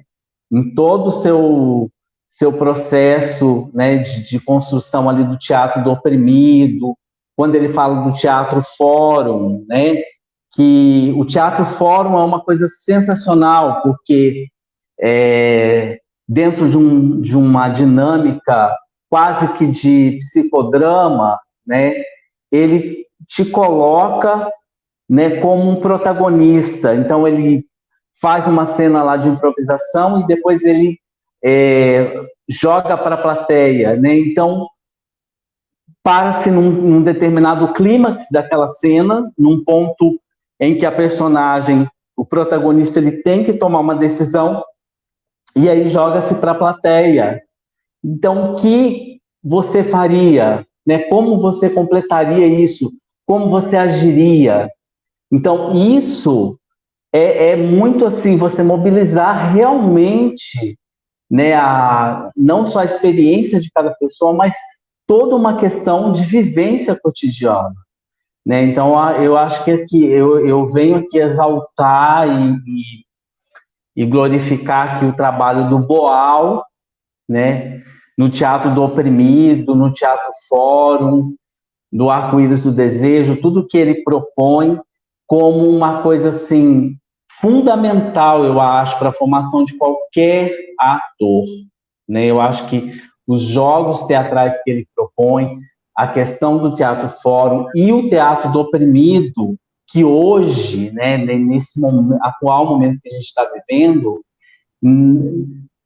nada é mais fundamental do que a gente voltar para isso. O Teatro do Invisível também. O Teatro Invisível, essas pegadinhas, né, de Faustão, essas pegadinhas na televisão, tudo isso, né, não é novidade nenhuma, né? O Boal foi que começa isso, né? Eu estava lembrando justamente disso. Eu acho que é no livro O Instrumental do Teatro do Oprimido que ele conta a experiência do trem. Eles se posicionaram em várias estações seguidas, e os atores vão entrando no trem separadamente, e depois que todos estão dentro do trem, eles começam a criar situações para provocar as reações das pessoas que estão dentro do trem e não sabem que aquilo ali, na verdade, é um espetáculo de teatro disfarçado, né? É uma pegadinha. Uma pesquisa de reações, né? O nosso diretor lá da época da Unicamp chamava isso de happening. Né? Você está no meio de um povo, os atores separados, e de repente começa a ação, o happening. Né? É a mãe da pegadinha, do happening, como que chama? Que o pessoal faz, às vezes vai para uma praça, faz uma cena e some. Uma intervenção, né? Eu acho que... Não, tem um nomezinho, virou moda agora do pessoal. Flash mob. Flash mob, isso. Eu acho que é o pai de tudo isso, ainda. Né? A importância dele, olha onde vai, né? Ele acaba sendo o pai até disso, né? Sim, não, o Boal é sensacional, gente. Eu acho que assim, a experiência de teatro que eu tive, eu acho que eu devo muito ao Boal. E eu quero, mais uma vez, aqui agradecer, né, ao Nini, porque o Nini foi a pessoa que me apresentou, em primeira instância, né, esse cara sensacional e que certamente sui generis, assim, a experiência teatral que o Boal coloca é uma coisa único, tanto que ele foi traduzido para vários países, ele é cultuado, ele é incensado no mundo inteiro, né? Inclusive, eu também conheci o Boal através do Nini na mesma oportunidade, só que eu era plateia. Né? Foi o ano da minha primeira participação no festival. Não, aquela montagem, né, gente? Naquela época também, né? Aquela... Eu já estou xingando o Nini aqui 92, porque ele me apresentou o Boal. 92. Mas eu comecei dizendo que você me apresentou o Boal, não se esqueça disso. Não sei se você está falando que você apresentou o Boal, eu tô achando que você foi lá, pegou o Boal, levou até. Foi buscar no Rio de Janeiro, levou para o André. Eu falei, como ele não me apresentou o Boal? Como assim? Traíra. O Boal em texto. Oi, André.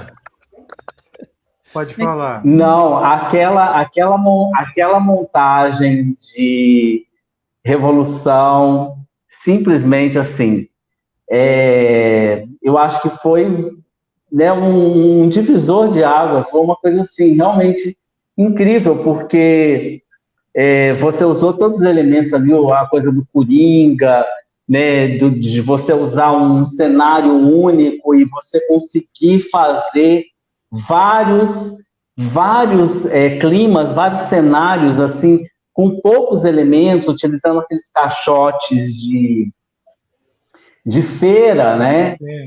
E elementos muito simples, né? Os figurinos eram neutros e tal, mas o que era mais importante nisso tudo era a força do texto do Boal, né? Que é uma coisa que é atualíssimo. Ele foi escrito lá na década de 60, mas assim, descreve o Brasil atual, né? O Brasil, infelizmente, ele continua sendo a mesma coisa. Naquele ano, a gente já dizia que era atemporal esse espetáculo, né? 91? Não me lembro aí o que o... 92. 92? Foi 92, Nini. 92, Nini, que eu não sei se você lembra, vocês apresentaram o Revolução, na semana seguinte foi a votação do impeachment do Collor, cara. Eu acredito que sim, não tenho mais essa lembrança. Acredite, exata. Eu lembro. O pessoal ficava torcendo pro Zequinha. Né? Na peça, o pessoal ficava torcendo pro Zequinha ganhar. Ele representava o povo, exatamente. Eu me lembro, a montagem era assim, completamente desprovida, né, de cenário, de figurino. A gente trabalhava só as personagens mesmo, né?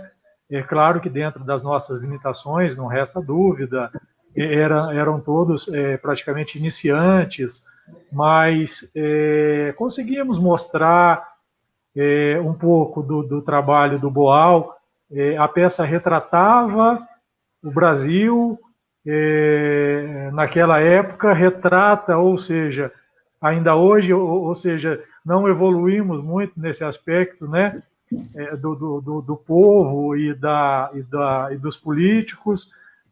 Eu acho que até regredimos um pouco, não sei, mas para mim é muita honra que você tenha realmente gostado, se identificado e ter usado, né, isso e depois feito a peça também.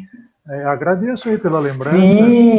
Sim. Eu fiz umas 3 montagens depois. E, enfim, posso dizer que conheço muito bem a peça, conheço muito bem as personagens. Eu usei a mesma carpintaria que você propôs, algumas cenas que não são tão essenciais e que você propôs lá na sua montagem delas serem excluídas, né? Eu também fiz utilizei a mesma carpintaria sua. Enfim, eu até peço um pouco, né, enfim, desculpa aqui de estar sendo tão enfático nisso, né? Mas é porque é impossível, né, que a gente dissocie, falando mais uma vez, né, da questão humana, da questão do teatro, da construção do personagem como uma construção de vivências humanas, de não dissociar isso do momento que a gente está vivendo, né? Do momento histórico, político que a gente está vivendo, né? Então, acho que ninguém melhor do que o Boal para representar isso hoje. Enfim. O legal do Boal... É isso, a minha bandeira de hoje é essa. Mas o legal do Boal, eu fiz o Arena Conta Zumbi. Fala, Angélica. O Arena Conta Zumbi usa esse sistema de... Maravilhoso! E ele é muito atual ainda. Eu falo que todos os textos do Boal tá atual. E o Arena Conta Zumbi, como ele utiliza esse sistema Coringa, você faz todos os personagens. Você começa como capitão do navio negreiro, aí dali 2 segundos você tá como o escravo, ali 3 você tá como a sinhazinha, né? Então, a carga para a construção de personagem que os textos, através desse método Coringa que o Boal dá, o ator fica completo, né? Porque em segundos ele vai se transformando, tanto com a consciência corporal, tanto com a consciência vocal. O Corsário do Rei também eu fiz no conservatório, na minha formação do 2º ano. Também é um texto atualíssimo, com as músicas do Chico Buarque, do Lobo. É incrível, incrível, gente. É incrível. Eu fiz também. Você fez? É ótimo, né? E o legal do Boal só eu que não fiz nada aqui, cara. Hã? Tá louco, viu? Só eu que não fiz nada aqui. Mas o legal... Cara, eu nunca fiz Boal. Eu lembro. Inclusive, eu lembro... Alfredo. Nossa, você tem que conhecer, então, Marcelo Soares. Você tem que conhecer. Vamos botar você em contato aí com essa pessoa aí incrível. Então, mas para quem está assistindo... eu lembro de uma... Pode falar, André. Fala. Sim.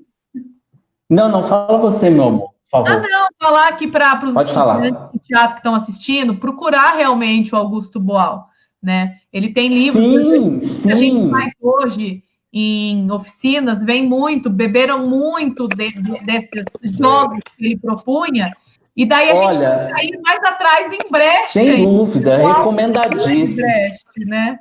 É muito legal.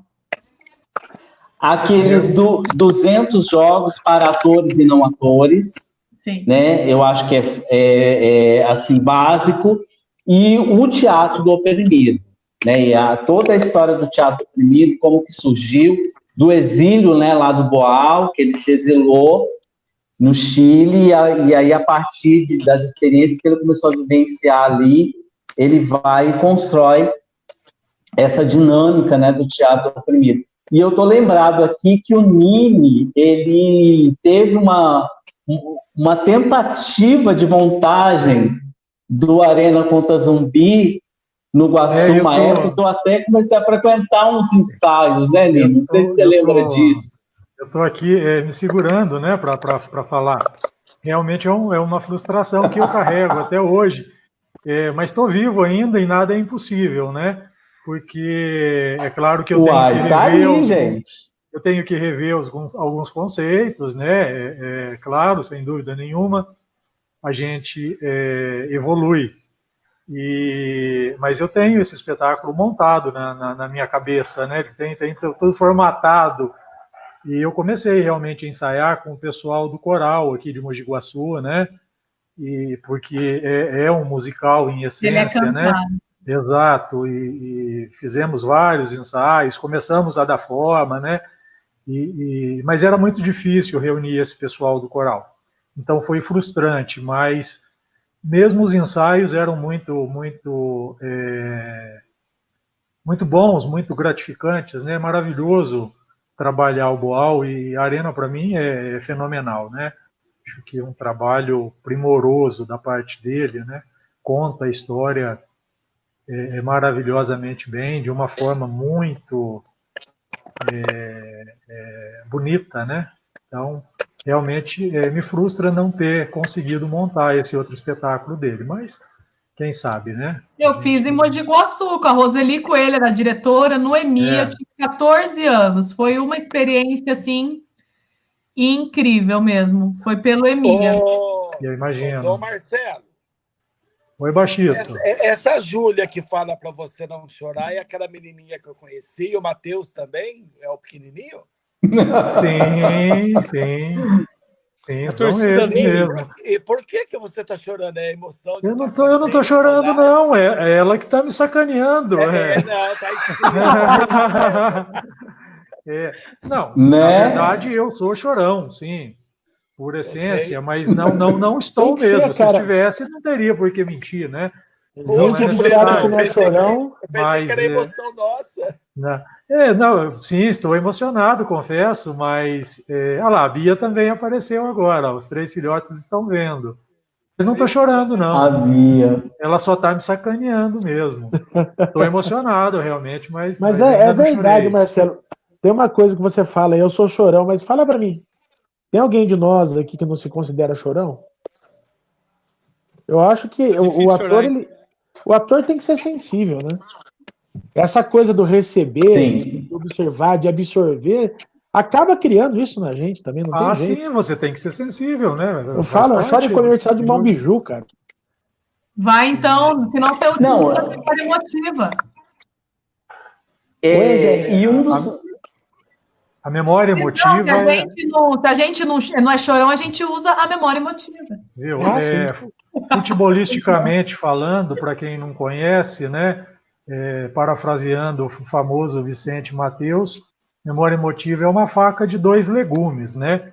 É difícil você utilizar ela em cena, né? Porque, vamos lá, eu vou chorar, eu vou lembrar da morte da minha mãe. Aí você começa a pensar na morte da sua mãe e esquece que você está vivendo uma personagem. Aquele personagem não tem mãe, Não, é certo? uma Então loucura. fica difícil. Tem que ter um Então controle, tem que ter um né? controle Tem que ser uma absoluto, emoção né? controlada. O Controlada. próprio Boal, o próprio Boal, ele fala isso no 200 exercícios de jogos para o ator e não ator. Ele Tá. fala desse cuidado que tem que ter com a memória emotiva. Tem Sem que ter o dúvida controle. nenhuma, exato, porque senão ela vira uma arma contra você, né? Você acaba não utilizando ela de forma adequada. É por isso que eu acho que a concentração, a montagem, certo? Da composição da personagem, a montagem da personagem, de fato, quando ela existe, você se em cena, basta você se concentrar na sua personagem, porque aí as emoções vão aflorar realmente, certo? Ou seja, se você tiver que pegar um fiozinho de memória emotiva, tudo bem, mas ele vai ser um fio condutor só, ele não vai ser o alicerce para aquela cena, porque senão você vai se desprender da personagem Perde o controle. completamente, você perde o controle. Então eu acho que tem que ter muito cuidado com relação a E, isso. e aí que entra a questão da técnica, né? Sim, Porque você se apropria disso, mas exato. você tem que ter um controle técnico de saber quando começa e quando termina a emoção, Não né? resta Isso é dúvida. muito importante. Sim, não resta Então, dúvida. mas esse exercício. Fala, Marcelo Soares, por que você está rindo aí, meu filho? Ele tá rindo que ele lançou uma Fala, hashtag Marcelo. aqui, ó. Hashtag Olha lá, não chora, Marcelo Nini. Ah, tá, entendi. Mas uma outra coisa que é importante dentro desse processo de construção, eu acho que um dos elementos importantes do teatro, até remontando agora, voltando um pouco lá às origens, né, ao teatro grego, né, é a questão da catarse, né, da catarse. Então, o elemento catártico, né, ele é tão importante, né, no teatro, quando o ator, né, dentro do fio condutor do seu personagem, ele consegue criar, né, o ápice ali, o auge dramatúrgico, o auge, né, o ponto alto ali, o clímax, né, da cena do personagem, e não só ele, né, mas ele, isso de uma forma, até com uma sinergia, ele consegue transmitir isso para a plateia, né, e criar essa emoção coletiva, né, isso é mágico, né, o processo da catarse, né, de você criar aquela empatia no telespectador, ele identifica ali uma dor que às vezes nem é a dor da personagem, às vezes é até uma dor outra, mas a partir daquela identificação, ele, né, se emociona e ele consegue, né, purgar ali um sentimento, uma coisa que, né, que estava ali conflitando nele, e ele sai muito melhor disso, né? Então o teatro ele tem essa possibilidade mágica, né? De gerar essa catarse, né, coletiva assim, no público. Sabe o que eu lembrei, Fred, rapidinho? Que eu não entendia de metáfora. E eu falava para o Antunes que eu não ia conseguir chorar numa cena de um personagem que ele queria, que era uma apresentação só para o CPT, ali para o grupo. E ele virou e falou assim: você tem que chorar igual quando você corta a cebola. E eu não entendia muito de memória emotiva. Eu levei cebola para a cena e taquei no olho. Ele falou, eu não conseguia abrir o olho em cena depois. Eu só sei que depois ele ria e ele falava: você é muito burra, mas você é muito burra. E eu tenho a sensação até hoje de não conseguir abrir o olho, de pesar e eu querer olhar a cena. Eu perdi a cena completamente. Completamente. Eu lembrei disso agora. Acontece umas maluquices dessas mesmo. Gente, mas tá bem mesmo, cebolão aqui, ó, pá, no olho. Vocês falaram em construir personagem, vocês já pensaram que tem muita coisa que a gente faz, que a gente acha que tá muito bom, e chega uma pessoa e fala tá uma porcaria, e a coisa que você faz não tá tão legal, e de repente todo mundo, nossa, é isso que eu quero, é isso que você tinha que fazer. Minha mãe faz isso comigo. Ela fala que é uma porcaria. Acho que isso acontece com todo mundo, Marcelo. Não, eu tava vendo esses dias uma entrevista do Biquíni Cavadão lá falando do sucesso deles. Eles falaram que era música que nenhum deles gostaram. E é o maior sucesso que eles têm. Então, mas é por isso que o mais importante de tudo é você conhecer esses grandes mestres, essa passagem de Stanislavski com Meyerhold, né? Antes dele, depois dele, pegar o Antunes, o jeito que o Antunes faz para fazer com que as atrizes dele choram. Então, são todos métodos, né? Não existe um método, existe um método a partir de Stanislavski, que ele lembra você, olha, você tem que usar a sua emoção, o seu corpo e a sua voz para chorar. Você não pode chorar falsamente, porque você está usando a sua estrutura. E o Romildo Bachito não chora desse jeito. Então, é você descobrir onde está o seu menor, o seu menos, e levar isso para a cena. E é muito difícil você achar essa naturalidade, principalmente com câmera. Eu agora me dedico muito à câmera e é muito complicado. Você levanta uma sobrancelha e a sobrancelha vai lá nas suas costas. Entendeu? Você abre o olho, aparece o branco total e o preto sobe. Você fala, porra, mas que merda é essa? Eu senti isso na pele, o Bachito. Tá fazendo aí coisa de 3 meses, né? A minha colega de trabalho, a jornalista, que faz o boletim aqui na Câmara Municipal aqui do Iguaçu, ela saiu, né? Ela foi ela exonerou, né? Porque ela foi para outro trabalho, ela conseguiu outro trabalho. E no dia que a gente ia entrar em quarentena, tinha uma sessão ainda, e eu fui gravar o boletim da Câmara no lugar dela. Né? Eu fico atrás da câmera nesse trabalho, mas ali precisava de algum boletim. Até porque, se eu não me engano, já ia avisar que ia entrar em quarentena, enfim. E eu achei que eu tinha arrasado. A hora que eu fui ver o vídeo, cara, quantidade de olho pra cima, falar de olho fechado, eu falei, meu Deus do céu, e eu não podia gravar outro. Foi pra internet, assim, eu me detesto naquele boletim. É incrível como muda na hora que a gente se vê, né, no trabalho. No palco é uma coisa, no vídeo realmente é completamente diferente. A câmera, ela adora algumas pessoas e odeia outras. É outra linguagem, né? É outra linguagem, justamente. Eu prefiro ficar atrás da câmera. Tem que descobrir. Você tem que descobrir esse. A câmera gosta de você. A do momento que você descobriu que a câmera gosta de você, e você fazer bastante workshops, você trabalhar com diretores que vai fazer você ensinar, vai te ensinar a se comportar na câmera. Principalmente a gente que, poxa, eu tenho meu rosto já de 50 anos, então eu ali não sou magro, eu não sou gordo, eu sou magro, então qualquer movimento que eu faço, as minhas rugas fazem assim, blum, e fica enorme. Eu falei, Jesus, o que eu faço com as minhas rugas agora? Então é difícil, eu achar um naturalismo perfeito é muito difícil mesmo. Olha, o Eduardo Bodstein, que deu um oi aí, só um adendo, ele com Érica Bodstein, de São Paulo, eles são da ELA, da Escola Livre de Teatro, de Artes, né? ELA, Escola Livre de Artes. Um abração, Edu. Ele também é da Rede TV, é daquele programa que passa, acho que 1h30 da manhã, tem um casal gay que faz, né? Ele é o Edu, meu amigo. Edu, beijo. Poxa, obrigado pelo prestígio, Edu. Olha, a audiência qualificada, hein, gente? Opa! Obrigado, Edu. Gente, prazer. Eu vou fazer o seguinte, agora eu já vou passar a palavra para o Nini e para o André, que são os nossos convidados da semana, começarem a se despedir.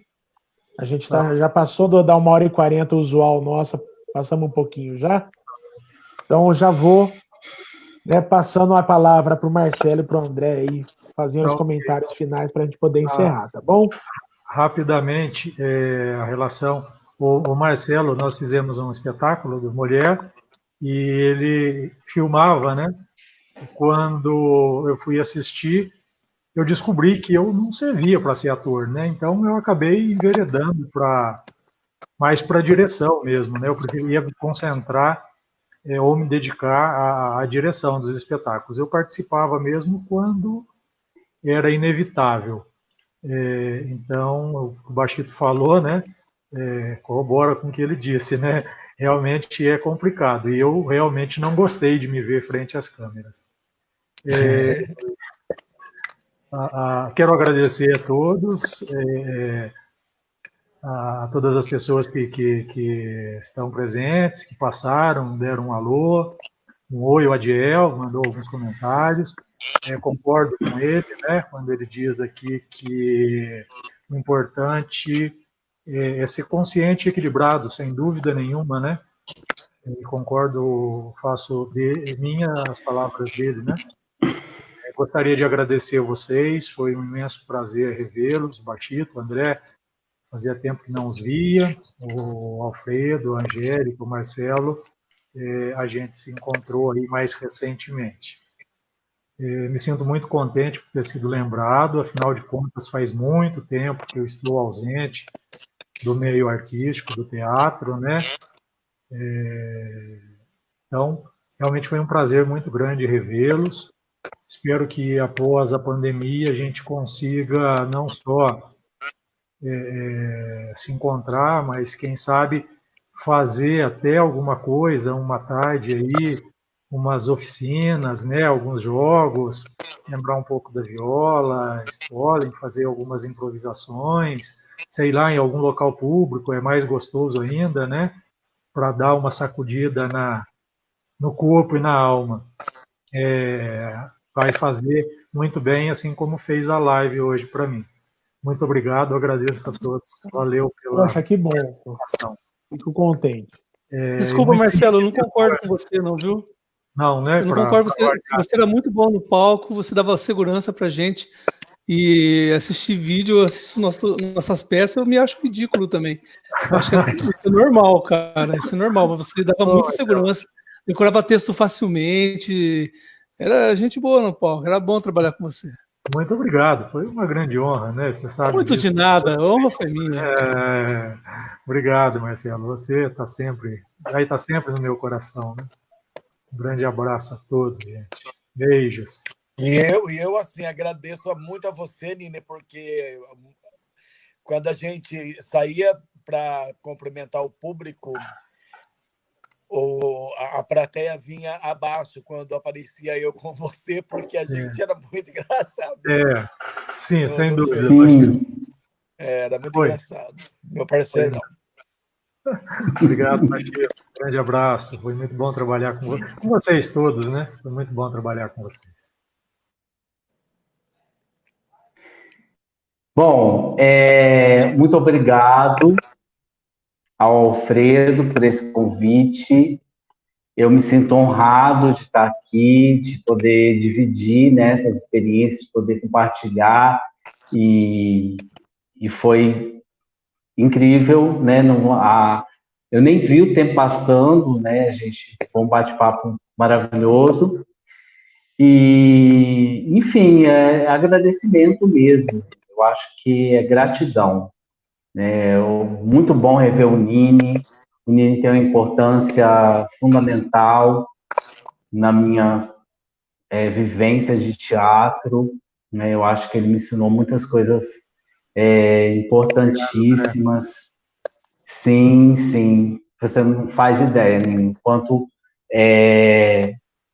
a sua, né, a sua direção, né, a vivência que a gente teve foi importante, né, para a minha formação, não só, né, como ator, ou enfim, como alguém que já trabalhou com teatro, mas como ser humano mesmo, né? Enfim. E agradeço ao Alfredo. Oh, que isso! Eu agradeço ao Alfredo por essa oportunidade, por esse canal de estar aqui. E, enfim, esperamos que tudo isso passe logo, né? Eu faço minhas as suas palavras, Lili, de que a gente espera de fato que tudo isso passe logo. Eu acho que não tem ninguém aqui que não esteja ansioso para poder novamente ver um espetáculo, né?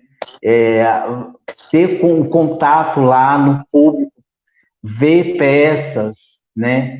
Ou, enfim, poder trocar com atores, poder estar participando de um jogo teatral em alguma instância, né? Que essas coisas fazem muita falta, né? Eu sinto uma saudade diária do contato com os meus alunos, né? O meu trabalho é todo dia em contato com pessoas, contato com muita gente, e isso está sendo, de fato, assim, um aprendizado muito grande, né? Porque a gente olha para tudo isso que às vezes eu acho que a gente sempre soube, né? Na verdade, éramos felizes por estarmos compartilhando, por estarmos juntos, e sabíamos disso, mas eu acho que agora muito mais. Eu acho que isso se potencializou nesse momento que cada um está na sua casa. Eu acho que a gente sente o quão importante é a partilha, né, com o ser humano. Para construir juntos personagens, para construir histórias, para partilhar essas histórias e para ser espectador dessas histórias. Então, acho que o que fica aqui é esse desejo grande de que tudo isso passe logo, né? E, enfim, e com isso eu me despeço também, agradeço todas as pessoas que participaram com seus comentários, que assistiram até aqui, e é isso. Muita gratidão. Obrigado por essa noite, assim, antológica, inesquecível. Eu que agradeço a presença de você, André, né? Meu cupido, quem me apresentou, Maiara, né? Vou deixando aqui também um chute de Não Chora Nini dos filhos dele aqui, olha, todos mandaram. Olha isso, a gente. A Débora Fraga também mandou aqui, viu? Isso porque são filhos, hein? Ah, o Renato tá falando aqui, André, que agora você tá com mais cara de padre ainda para fazer o padre do Nunca Mais, viu? Tá mais parecido com o padre. Gente, padre, será mesmo? Vou me despedindo de vocês também, agradecendo a parceria aí da Angélica, do Marcelo e do Bachito, que estão comigo organizando essas lives toda semana, já falando que semana que vem, maridão tá aí, né, Angélica? Tá. Semana que vem teremos o André Rodrigues com a gente para falar a respeito de cenografia, tá? Sim. Então, pessoal, vou pedir para o Marcelo, o André, né, para o pessoal todo ficar só um pouquinho depois do slide, tá bom? Vamos jogar o slidezinho para a gente encerrar a transmissão aí. Agradeço demais a presença de vocês. Então, até a semana que vem. Valeu, pessoal. A gente que agradece, eu agradeço muito. Obrigado a todos, gente. Um abraço. Beijo grande. Obrigado por participar, gente.